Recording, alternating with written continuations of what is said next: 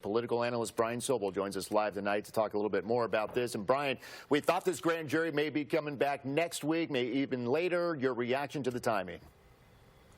Well, the timing is one thing, Mike. I think the severity of the indictment and number of charges we have yet to discern, and the fallout, of course, that goes along with it.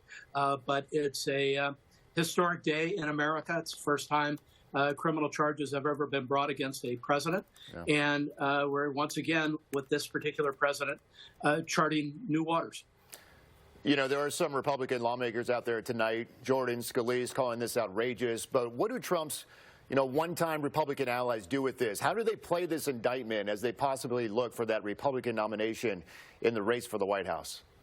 This goes one of two ways. One is that when this indictment is unsealed, the evidence is so overwhelming that Republican allies have to accept that there was wrongdoing on behalf of the former president, or it becomes something to rally around, that this was a miscarriage of justice, this was an attempt by the Manhattan DA to push his own career or politics, whatever it may be. So there's multiple paths, Mike, that I think this could take. So despite the multiple paths, do you think Trump will still campaign? Does this affect his race for the White House?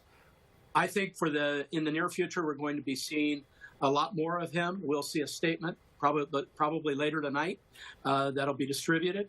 I think my own gut feel is that on Tuesday or whenever he is indicted next week formally, that the president will not use underground tunnels to get into the court and that sort of thing.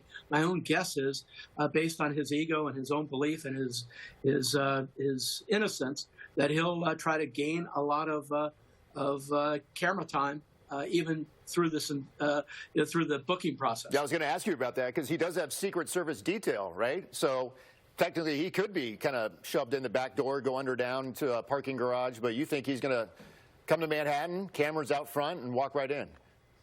That's the Donald Trump way. Yeah. I mean, I think I'd be shocked if there wasn't a media circus that surrounds this, because Trump is going to want to claim I'm innocent, and innocent people don't hide. That I think is what we're going to see when he comes to New York next week. You mentioned this is the first time in U.S. history we're seeing this. New York police beefing up security. On the bigger picture, Brian, moving forward, what is the impact of this indictment for us as a nation as a whole? It's a good question, Mike. This president, former president, has been surrounded by controversy for years, both from his career before he was in politics through his political career. On one level, I think a whole lot of people aren't going to be surprised. It's just one more chapter in the Donald Trump book.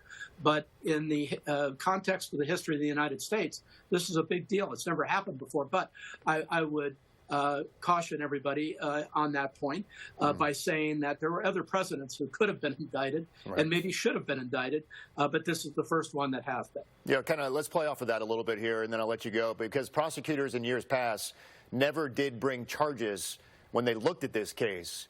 Here we are 6-7 years later. Some would argue this is politically driven. What case does the DA in Manhattan have to make that this is not politically driven? Oh, the only thing I can think is that they have sufficient evidence to show that Donald Trump falsified business records.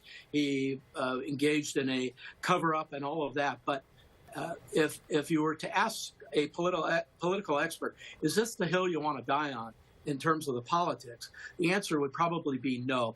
I think there are more substantial charges that could be made in Georgia around some of his efforts to coerce people to not accept the vote there, and some of these other things that could be brought against the president, former president, that don't involve hush money around an affair. There's also the case. I think that's what they're going to be talking about. Yeah, also the case in Washington with the Department of Justice, too.